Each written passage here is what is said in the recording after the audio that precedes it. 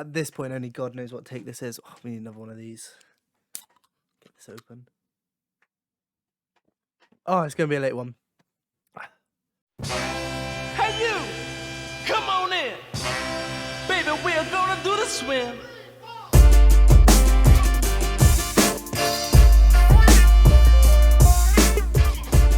Hey guys, what's going on? Nova Zella here for episode 1 of the new series, The State of Play, in which I'm looking at the state of different games in 2021. Yeah, wow, welcome to episode 1. Apex Legends. Whew. It's my favourite game right now.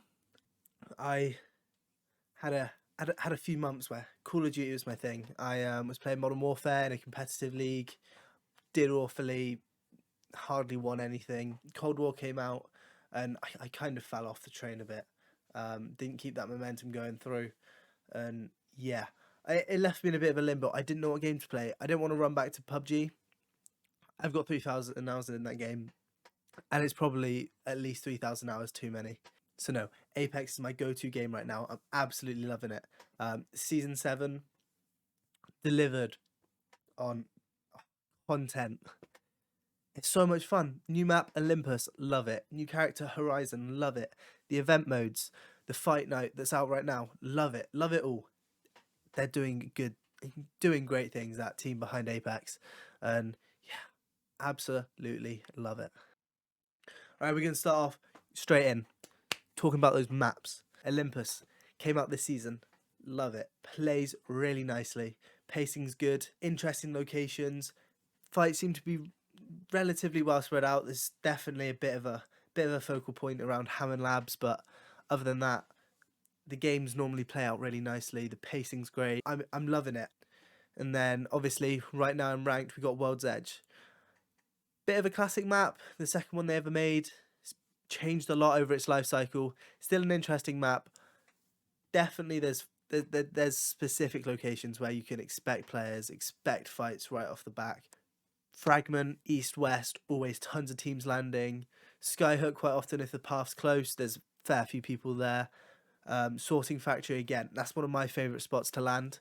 Tons of people quite often go there, and it can mean that your mid to end games can be a bit slow and boring if half the server's already dead within the first few minutes. But no, still, again, great map. Kings Canyon, a lot of nostalgia behind that. Love it. But changes recently, not so keen on. It was nice how it was. I understand why they've changed things. Things get boring. You can't be complacent. You have to keep things progressing and moving forward.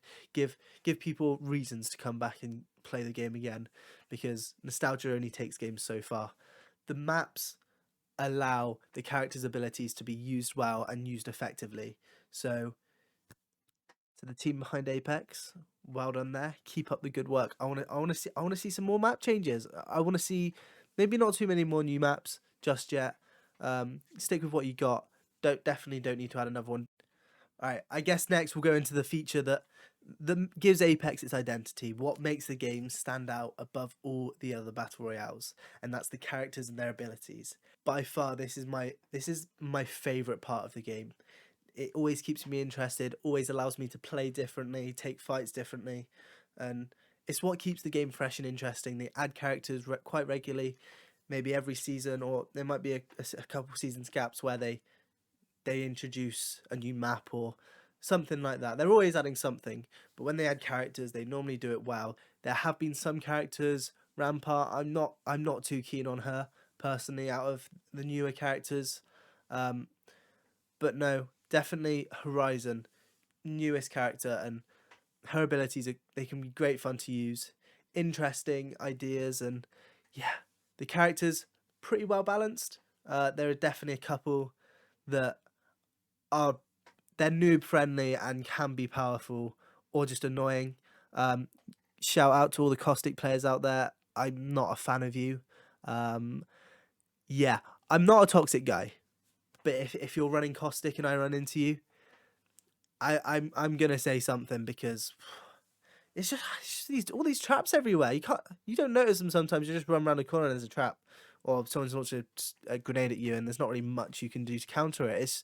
It's just noob friendly and it's frustrating. I can't be too disrespectful to those who do play Caustic well. All characters are interesting. There's so many unique ways of playing characters and abusing their abilities to your advantage. I'm going to give a shout out to my buddy Shocknomatic. He constantly right now, he's a clip machine. Popping off on Reddit, coming up with new ingenious ways of using Wraith's abilities to get behind enemy lines, to get them trapped in portal loops, in elevator shafts. I'm putting this clip up now. I'm blown away by this guy. He's inspired me in a way to be a bit smarter with how I use the abilities. Maybe do some things the enemies don't expect. Right now, I'm loving using Wraith. I'm loving portaling behind the enemies where they don't expect it, and yeah, just pouncing upon them out of nowhere.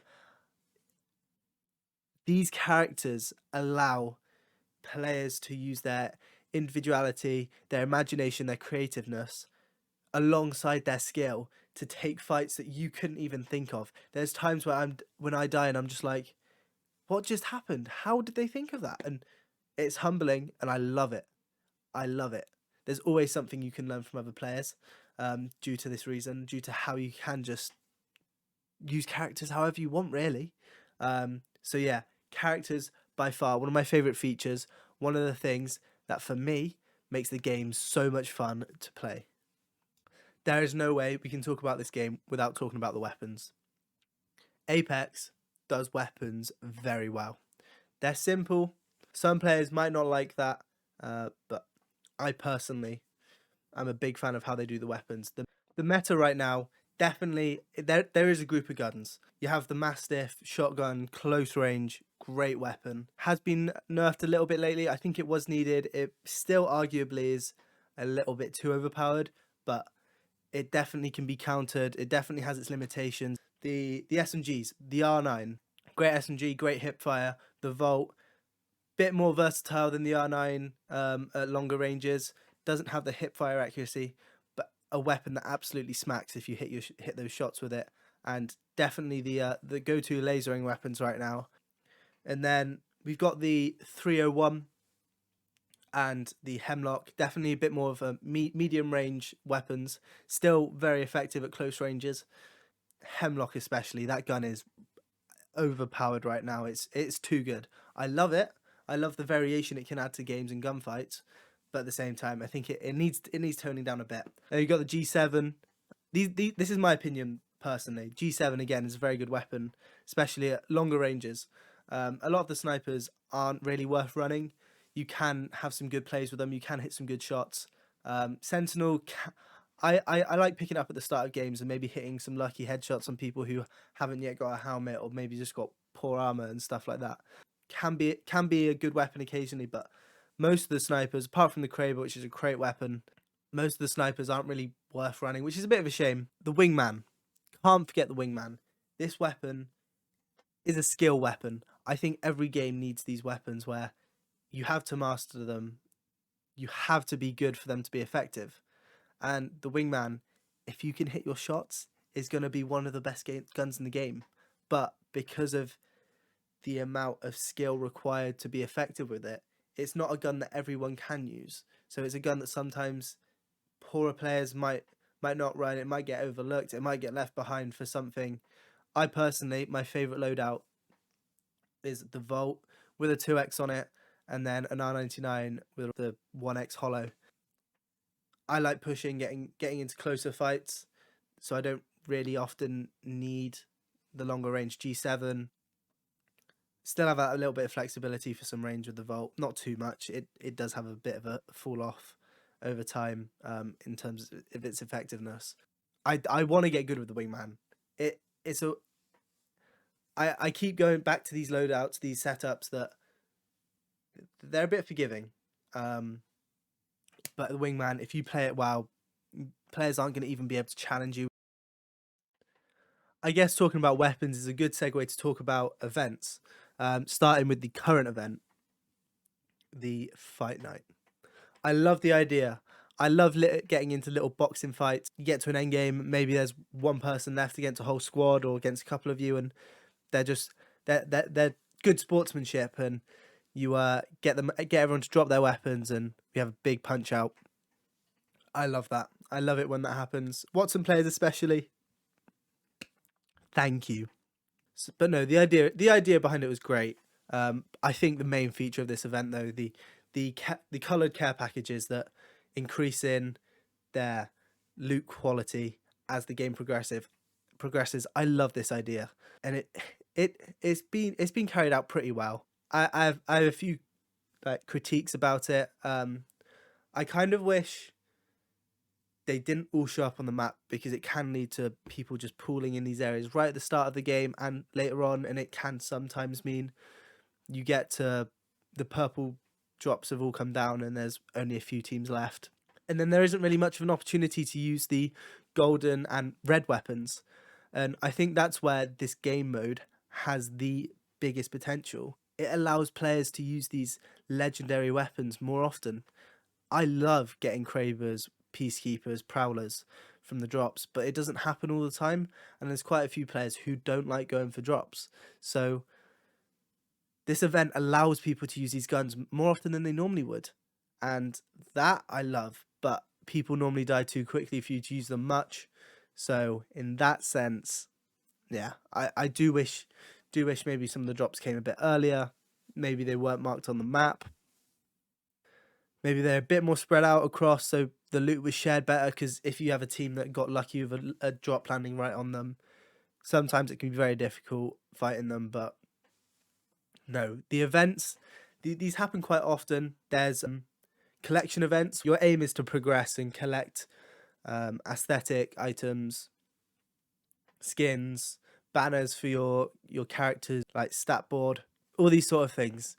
It's something to progress towards. You can tell what players have been putting time in, because you see the progress, you see their commitment to certain events. Certain event skins are also really cool and they're unique. It gives players incentives to be playing at these times. And then I guess there's other events, and these events include season events. These are the other sort of events, and these quite often accompany a sort of storyline, and again, they'll have some unique aesthetic items for you to unlock. Sometimes you have to pay for them, but Apex, you don't have to pay for anything really. The second sort of events, season events.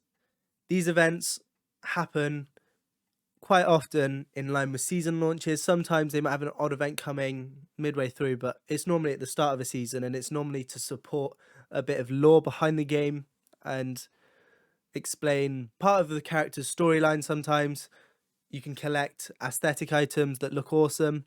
You can tell which players have been really dedicated and putting the time into the game just by the skins they have. So if you're a player that does like having there being a storyline and some sort of lore to follow, again, Apex, it does have it. The gaming merchant, I'd give a shout out to him.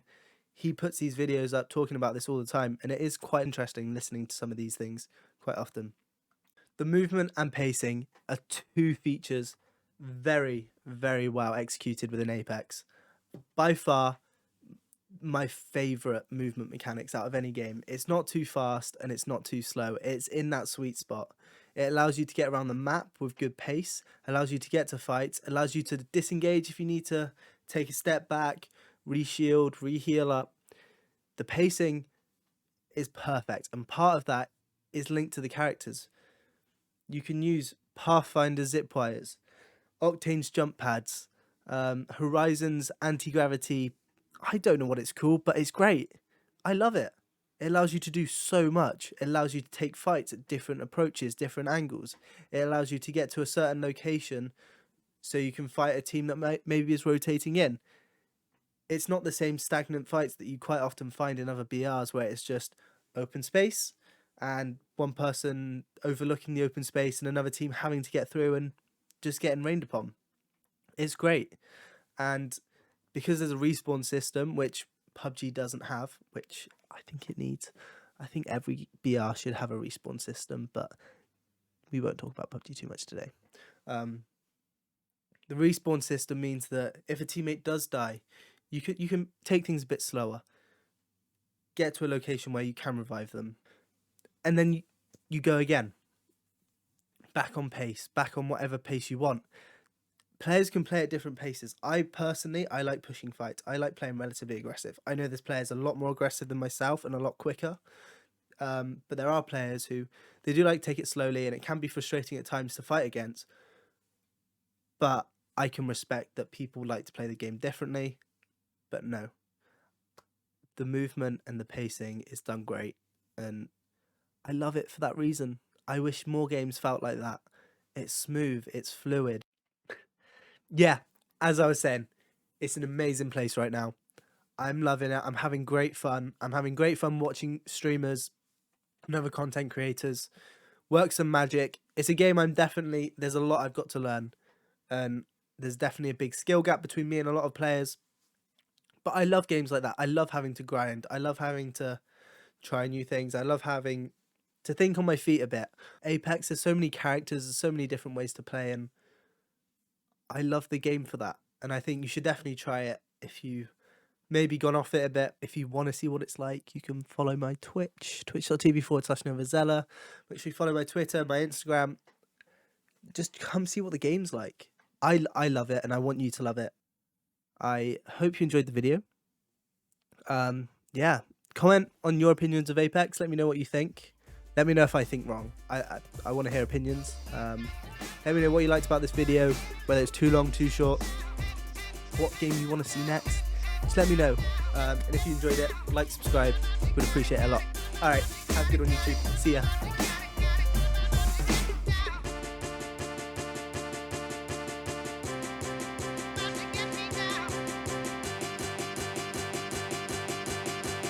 Imagine him taking like a fool.